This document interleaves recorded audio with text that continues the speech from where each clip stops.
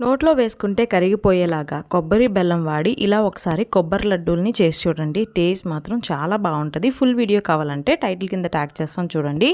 దీనికోసం ఒక 2 కొబ్బరికాయలని ఇలా పగలకొట్టి చిన్న ముక్కలుగా కట్ చేసి కొబ్బరిని ఇలా మిక్సర్ గ్రైండ్లో వేసుకొని తురుముకోవాలండి. ఇలా చేసుకున్న తర్వాత ఈ కొబ్బరి తురుమునంతా కూడా కూల్చుకోవాలి. ఇక్కడ నాకు కప్పున్నర వరకు కొబ్బరి తురుము వచ్చింది. ఇందులో ఒక స్పూన్ నెయ్యి వేసి లో ఫ్లేమ్లో ఒక 5 నిమిషాలు ఇలాగా ఫ్రై చేసుకున్న తర్వాత ఇందులోనే 1/2 కప్పు వరకు తరిగిన బెల్లం వేసుకోవాలి. అంటే 1 కప్పు కొబ్బరి తురుముకి 1/2 కప్పు బెల్లం అయితే సరిపోతుంది. ఇదంతా కూడా లో ఫ్లేమ్లో ఒక 10 నిమిషాలు ఇలా మగ్గించుకున్నారంటే బెల్లం అంతా బాగా కరిగిపోతుంది. ఇప్పుడు ఇందులో కొంచెం ఇలాచీ పౌడర్ వేసుకొని ఒక 5 నిమిషాలు బాగా ఇదంతా కూడా బాగా దగ్గర పడి ఇలాగా చేత్తో నలిపితే మనకి ఉండలాగా అవ్వాలన్నమాట. అప్పుడు ఇంకా స్టవ్ ఆపేసి ఇదంతా కొంచెం గోరువెచ్చగా అయిన తర్వాత లడ్డూలాగా చుట్టుకుంటే సూపర్ టేస్టీ కొబ్బరి లడ్డు రెడీ అయిందండి. తప్పకుండా ట్రై చేయండి. అలాగే సబ్స్క్రైబ్ చేసుకోండి.